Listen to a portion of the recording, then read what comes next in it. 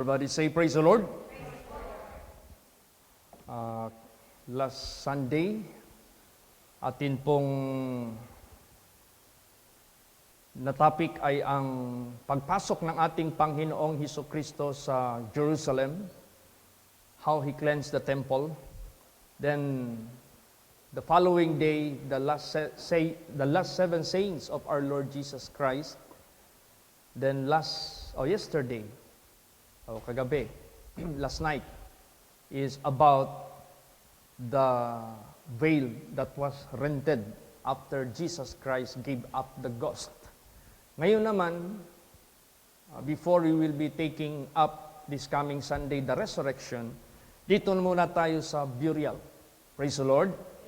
Basahin natin. Matthew 27, 57 hanggang 60. Praise the Lord. When the even was come, there came a rich man of Arimathea named Joseph, who also himself was Jesus' disciple. He went to Pilate and begged the body of Jesus. Then Pilate commanded the body to be delivered. And when Joseph had taken the body, he wrapped it in a clean linen cloth and laid it in his own new tomb, which he had hewn out in the rock. And he rolled a great stone to the door of the sepulchre and departed. Ayan. Praise the Lord. So, sa tatlo na namatay doon sa cross, ang katawan lang ni Lord Jesus Christ ang kinuha earlier. Because usually, pag merong ini-execute doon, di kagad-agad diyang kinukuha. Bini-verify mo na nila hanggang talagang patay na talaga. At ang katawan lang ni Lord Jesus Christ ang hindi nabalian ng mga buto. Kasi after mamatayan sila, balian niya ng buto. Paluin niya ng tubo yung kanilang mga tuhod, lahat ng katawan nila, balian yan. Only the body of Jesus Christ was not broken. Because God had a purpose. Praise the Lord. So ano po ang nangyari? Meron pong isang taong mayaman whose name is Joseph na taga Arimathea. He's a rich man. Mayaman ang taong ito. Siya yung nagbeg sa governor na ibaba niya ang katawan ni Kristo. Asikasuhin yung kanyang burial, yung preparation, ilinisin, balutin ng white linen cloth bago ilibing. At meron siyang yung stone na inukit ba na malaking bato na inukit para gawing libingan. Wala pang ever nilibing doon. Si Lord Jesus Christ pa lang. Yan. So ano ang katangian sa buhay ni Joseph of Arimathea? Maliban mayaman siya, ano pa siya? Basa. Mark 15:42 hanggang 43. Praise the Lord. And now, when the even was come, because it was the preparation, that is the day before the Sabbath, Joseph of Arimathea, an honorable counselor, which also waited for the kingdom of God, came and went in boldly unto Pilate and craved the body of Jesus. Okay. Honorable, rich, and he is honorable counselor. Ibig sabihin yan, pag sinabi mong counselor, kagawad. Kung sa Bisaya, konsihal. Public servant ito. At hindi basta-basta ang public servant, honorable pa. Honorable counselor. So, kilalang kilala ang taong ito. At siya po ay naghihintay sa kaharian ng ating Panginoong Hesukristo. Praise the Lord. So, this man is believer of our Lord Jesus Christ, and not just only a believer, but he is also a doer. Ginagawa niya talaga. Naghihintay siya sa kaharian ng Diyos, ginagawa niya ang nararapat. Basa pa. Luke 23:50 hanggang 51. Praise the Lord. And behold, there was a man named Joseph, a counselor, and he was a good man and a just. The same had not consented to the council and did of them. He was of Arimathea, a city of the Jews, who also himself waited for the kingdom of God. Alam naman natin na ang naging judgment sa crucifixion ng ating Panginoong Hesukristo, this is being done by the government officials, governor, kasama na yung mga councilors na yan. Then with the chief priest, kasama na yan sila, mga religious groups noong unang panahon. Pero ito si Joseph of Arimathea, he never give consent sa kanilang mga council. Sa kanilang plano, sa kanilang accusation, lahat-lahat na. Kailangan man believer ka ni Lord Jesus Christ, naghihintay ka sa kaharian ng Diyos, at the same time, ikaw isa sa naglalait sa Kanya. Hindi pwede yon. Alangan isa ikaw na believer ni Lord Jesus Christ, follower ni Lord Jesus Christ, isa ka pala na nagcha-charge sa Kanya. Tingnan mo yan, kung gaano itong taong ito kalinis sa harapan ng ating Panginoong Diyos. He never give consent. And did of them, yung mga gawa nila, hindi talaga siya nagsali-sali doon. He separate himself from among the group na naging involved sa plano, sa plot, sa pagpatay sa ating Panginoong Hesukristo. Kaya nga lang, di lang siya nakilala gaano. Bakit? Basa, John 19:38 hanggang 42. Praise the Lord. And after this, Joseph of Arimathea, being a disciple of Jesus, but secretly for fear of the Jews, besought Pilate that he might take away the body of Jesus, and Pilate gave him leave. He came therefore and took the body of Jesus, and there came also Nicodemus, which at the first came to Jesus by night, and brought a mixture of myrrh and aloes, about 100 pound weight. And then they the body of Jesus, and wound it in linen clothes, with the spices, as the manner of the Jews is to bury. Now in the place where he was crucified, there was a garden, and in the garden a new sepulchre, wherein was never man yet laid. There laid they Jesus therefore because of the Jews' preparation day, for the sepulchre was nigh at hand. Ayan. So isa dito na na-mention, Joseph of Arimathea was a secret disciple of our Lord Jesus Christ. Kaya sa buhay natin, there are also some people who are not so bold, appearing His personality among the public, worshiping God. But there are some also who are the followers of Jesus Christ. They are doing it secretly. And most of these are the people who are in the government. Minsan, nasa gobyerno sila. Ayaw nila magpahalata. Isa ito, si Joseph of Arimathea. And dumating din si Nicodemus, when the man who asked Jesus yung about paano makapasok sa kaharian ng Diyos. Yung born again, you must be born again. Isa rin siya dumating dito. At siya yung ng pabango, nag-offer sa body ng ating Panginoong Hesukristo. Praise the Lord. Kaya, si Joseph of Arimathea, rich man, honorable counselor, waiting for the kingdom of God, yung kanyang gawa ay napakaganda. Siya talaga yung nag-prepare sa katawan ni Jesus Christ, siya yung nagpagamit sa burial, magandang-maganda. Yan lahat ay ginawa niya to give honor and glory sa ating buhay na Diyos. Kaya, until such time nung nilibing na ang ating Panginoong Hesukristo, ano naman ang kabilang parte? Maliban sa mga disciples, followers of Jesus Christ, merong ibang partido na yung isip nila tuloy pa rin ang kanilang pagtuligsa sa ating Panginoong Hesukristo. Hanggang sa libingan na lang. Basahin natin yan. Matthew 27:62 hanggang 66. Praise the Lord. Now, the next day that followed the day of the preparation, the chief priests and Pharisees came together unto Pilate, saying, Sir, we remember that the deceiver said, while he was yet alive, after 3 days I will rise again.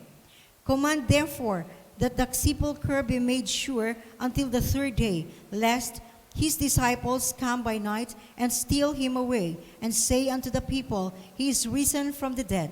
So the last hour shall be worse than the first. Pilate said unto them, Ye have a watch. Go your way, make it as sure as ye can. So they went and made the sepulchre sure, sealing the stone and setting a watch. Diyan natin makikita na ang gumawa sa hakbang na ito, these are the people, we may say, non-believers. Hindi naniniwala. Tapos kahit yung mga naniniwala, like his disciples, they never expect that Jesus will rise again. Kahit sinabi na ni Lord Jesus Christ sa kanila, how many times it is behoved Christ to suffer and to be killed and to rise again in the 3rd day. How many times niyang sinabi ni Lord Jesus sa kanila? Pero anong ginawa ng mga disciples? Sabi ni Peter, I go a-fishing. Sinabi ng mga disciples, we too, we go a-fishing.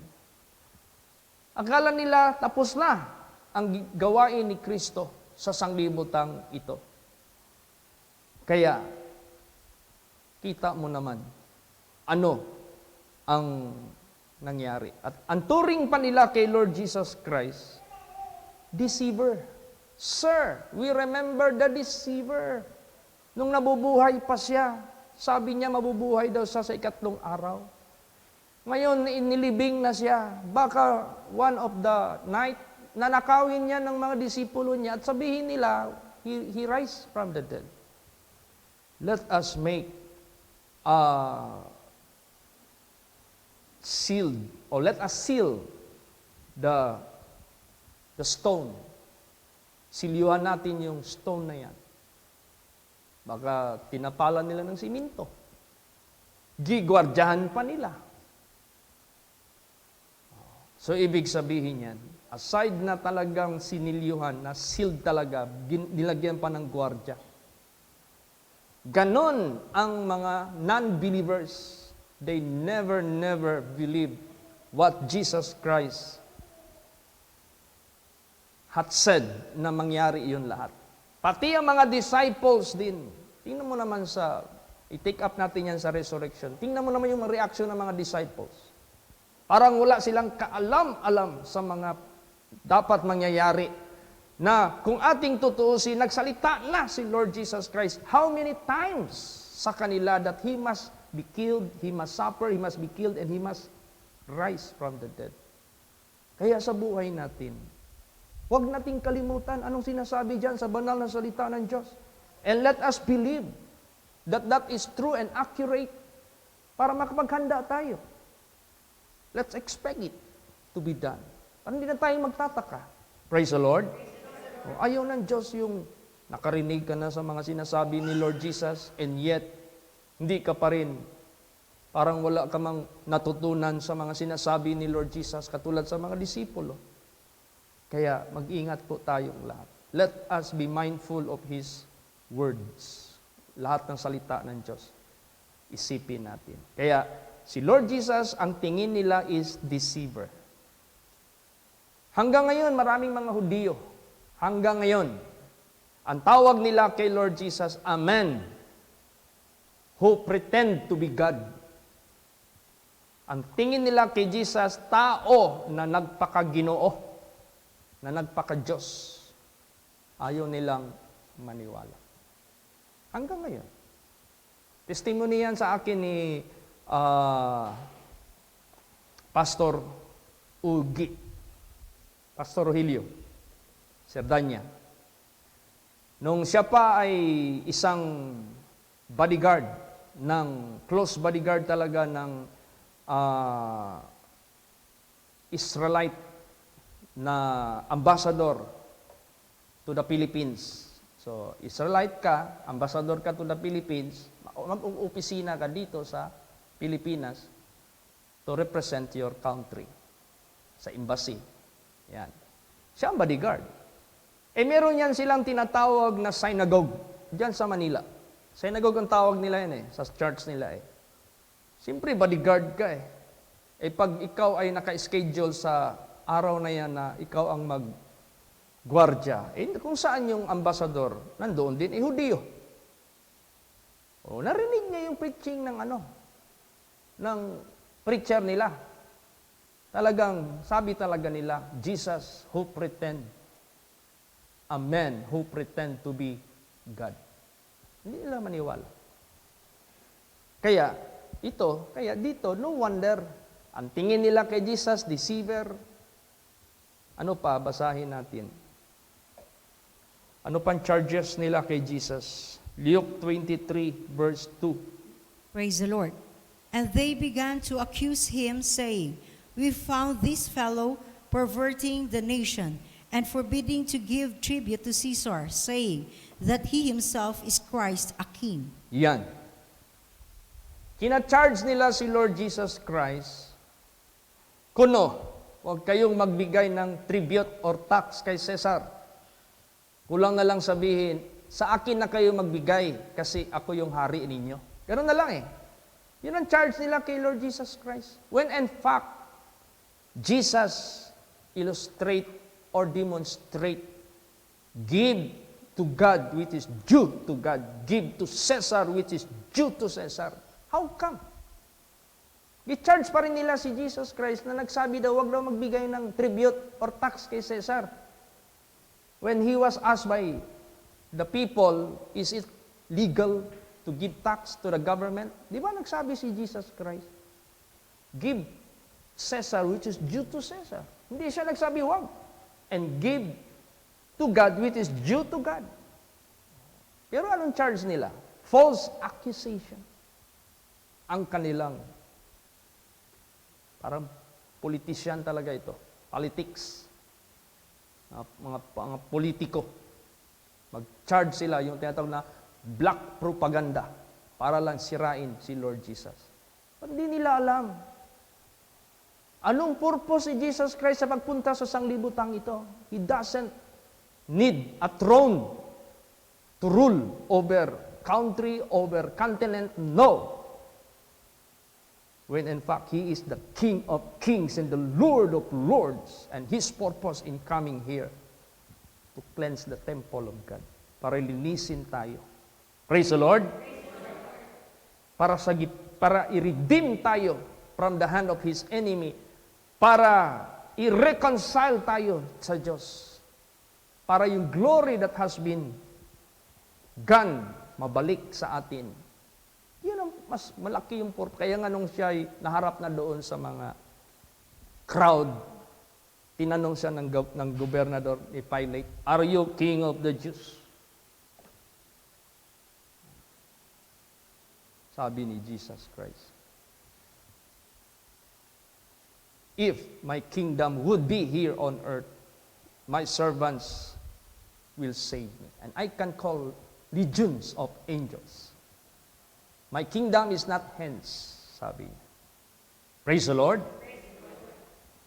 Hindi nila naintindihan Ang akala nila kay Lord Jesus Christ, politiko. Gustong pa-attract sa mga tao para magsimpatiya sa Kanya, para suportahan siya na mag-upo dyan sa trono sa Israel. Hindi.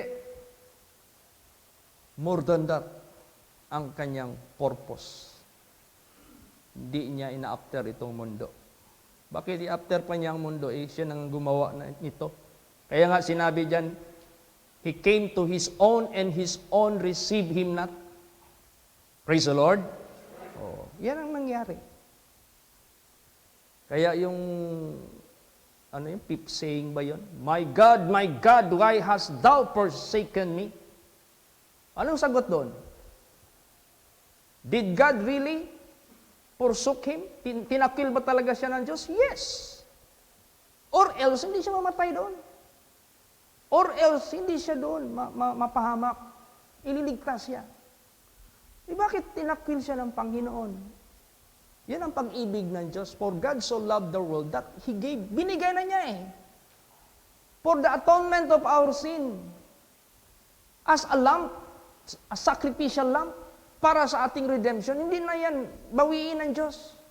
Ganon ang pag-ibig ng Diyos sa buhay natin. Totoo talaga. Praise the Lord. Kaya, totoo yun. Tinakwil talaga siya. Kaya kung hindi siya tinakwil, wala pa tayong ngayon, redemption. Hanggang ngayon, wala pa tayong redemption. Sadya talaga siyang binigay na para sa atin. Tinakwil talaga siya. For our sake. Yung sinasabi na He humbled Himself. And out of His poverty, nagpakapobre siya, so that we might become rich. For the sake nagiyan sa atin. Kaya ganun. Ang mga tao noon, carnal kasi, ang tingin nila kay Lord Jesus material. Kaya hindi nila nakita yung eternal purpose ng Diyos. Ganun na lang ang kanilang paningin. Nabulagan sila ng masamang espiritu. Naghalo-halo na, pride of life, angkinan ng yung pag-angkin ba ng mga material things. Ayaw kasi nila mabawasan yung mga membro nila because they have too much gain out of the members of the church. Nakita nila si Jesus Christ nagko-call ng crowd, nagka-capture ng mga crowd. Kada preaching niya 5,000 ang crowd. Preaching niya 4,000 by the thousands. Nakita nila, lalo't na yung pagpasok nga sa Jerusalem, ang mga tao sumisigaw na, Hosanna! Blessed is he who come in the name of the Lord.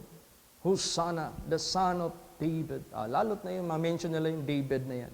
Ang tingin nila maghahari din siya doon. Carnal. Meron pa nga yung isang verse dyan sa Bible. People would like to force him to be their king. Physically, literally. Pinipirsa siya ng mga tao gawing hari. Hindi man yan ang purpose ni Lord Jesus Christ. Praise the Lord. Kaya makita natin ang senaryo ba? Bakit kaya the governor, the chief priest, out of their blindness, ginawa nila yon. Kaya, pasalamat tayo sa ating Panginoong Diyos. Binibigyan talaga tayo ng spiritual understanding. So, ang accusation nila, isa dyan, perverting the nation, forbidding to give tribute to Caesar, when in fact, he refused to be their king, literally, when in fact, he taught the people to give due to Caesar and due to God. So, these are false accusation. Ganon. Kaya, basa pa. Ano ngayon ang, na-divide ang mga tao sa Jerusalem at that time. Basa, John 7:12. Praise the Lord. And there was much murmuring among the people concerning him. For some said, He is a good man. Others said, Nay, but he deceiveth the people. Tingnan mo. Nagkaiba-iba ang ng mga tao, kanilang picture na nakikita kay Lord Jesus. Some say, He is a good man. Some say, He is a prophet. Some say, He is Elias. But some say, no, He is deceiving the people. Or He is a deceiver. Iba-iba. So tayo, kung nangyari yan kay Lord Jesus Christ, shall we not also accept that if in case it will happen to us? Saan ka man naroroon?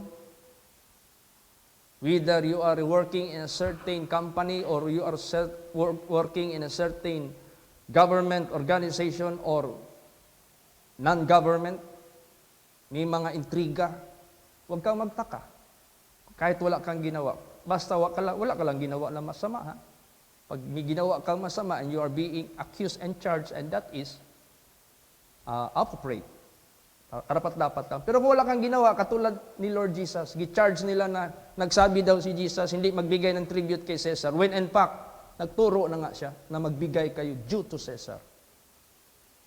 O kaya, sa buhay natin, isang aral ito sa buhay natin. We should know also how to accept this false accusations, if there is. Praise the Lord. Huwag kang mayamot, huwag kang magalit. Huwag. Basa pa. 2 Corinthians 6:9. 8 pala. 2 Corinthians 6:8. Praise the Lord. By honor and dishonor, by evil report and good report, as deceivers and yet true. Yan. Sa karangalan man o kaya sa hindi karangalan, sa masamang report man o sa mabuti mang report, sabihin mang mga deceivers, subalit totoo, never mind. Huwag kang mabahala. Praise the Lord.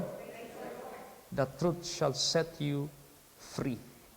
Ang katotohanan ang magbibigay sa iyo ng kalayaan. Kaya tayo, marunong din tayong mag-aral sa buhay ni Lord Jesus. Kung ano yung nadanasan ni Jesus Christ, and we are so-called followers of Jesus Christ, madaanan din natin yung madadaanan niya. Sometimes we also being charged evil, dishonor, deceiver. Sometimes they call us the devil. Never mind. That is just normal kasi nadaanan niya ni Jesus Christ. Last verse, basa. Matthew 10:25. Praise the Lord. It is enough for the disciple that he be as his master, and the servant as his Lord. If they have called the master of the house Beelzebub, how much more shall they call them of his household? Yan. Tinawag nga yung master natin na Beelzebub. What is Beelzebub? That is another nickname of the devil.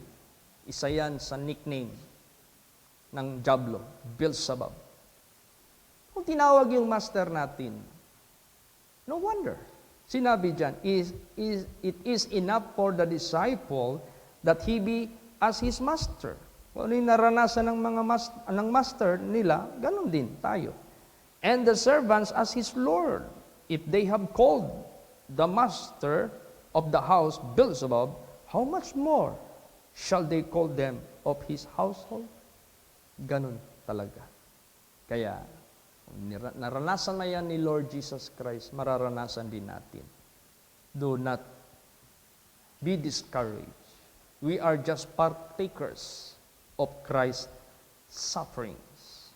If we are partakers of Christ's sufferings, we will be also partakers of Christ's glory. Ganun yan. But if we are partakers of the evil deed of his enemy, we will be also partakers of the curse. Alam nyo, may nabasa ako sa newsfeed. Meron kasi silang ipapalabas na movie na title Genesis. Genesis. The creation. This is about God. This is about the Creator. This is about the creatures. Di binasa ko yung mga comments. May nag-comment doon.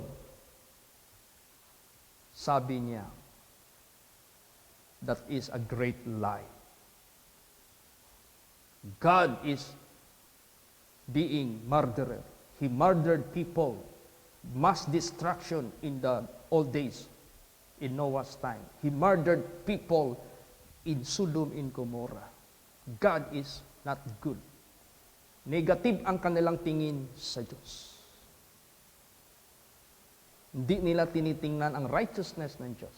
Hindi nila tinitingnan ang holiness ng Diyos. These are the people who doesn't want to repent, to change their evil ways, and they charge God as a murderer.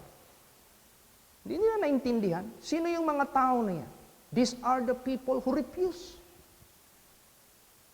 to follow, to obey, to believe God.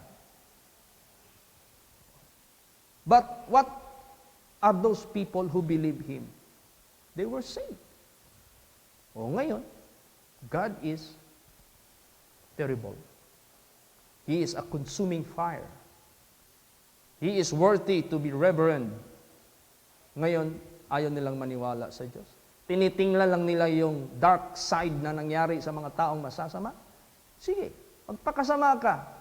You may be saying blasphemous words against God, but you cannot escape from the truth of God. Hindi ka nagsisi, hindi ka naniwala, hindi ka nagpasakop, hindi ka gumawa sa kalooban ng Diyos, you will be one of those that will be punished by God. Hindi naman yan tinago ng Diyos. Kaya nga sinabi ni Paul, I am not ashamed of the gospel of Christ, for it is the power of God. It is the power of God unto salvation to everyone that believe, to the Jew first and also to the Greeks. For therein the righteousness of God revealed from faith to faith. For it is written, the just shall live by faith. For the wrath of God is revealed from heaven against all ungodliness and unrighteousness of men. So Paul, not only revealing the saving power, love of God to mankind, but he is also revealing the wrath of God. Huwag nating itago yan. And that is true. Oh, kaya, sabi ko habang binabasa ko, sabi ko, grabe itong deception ng masamang espiritu. If they refuse to believe God, if they refuse to receive the love of God, yan yung sinabi, God will send them a strong delusion that they should believe a lie, that they all shall be dumb because they refuse to receive the love of God. Wala kang takas eh. Who are you to fight against God? No one can stand before the presence of God when He will get angry. Walang makatayo. Do not provoke God as what people did before. It doesn't matter how much. Is the number, is the group, is the organized group na maglaban sa Diyos. Hindi yan titingnan ng Diyos. Ubusin talaga kayo. Lalahatin talaga kayo. Kaya ang makapasok lang sa langit, yun lang contrite and humble spirit. Praise the Lord. Kaya sabi ko, these are the words of the people who are so proud before God. They never humble. They never consider the act of God, what is written in the Bible. Mali ang kanilang, gitwist ba ang katotohanan. Kaya mapalad tayo. Abangan na lang natin ang resurrection this coming Sunday. Praise the Lord. Hindi ko na ipatuloy yung next chapter ng Matthew 27 dahil doon na nagsimula yung event sa resurrection. That will be the next topic sa coming nating Sunday service. Because this coming Sunday will be our resurrection service. Praise the Lord. Kaya napakadakila ng ating Panginoong Diyos. How great is our God, how great is our Lord Jesus Christ.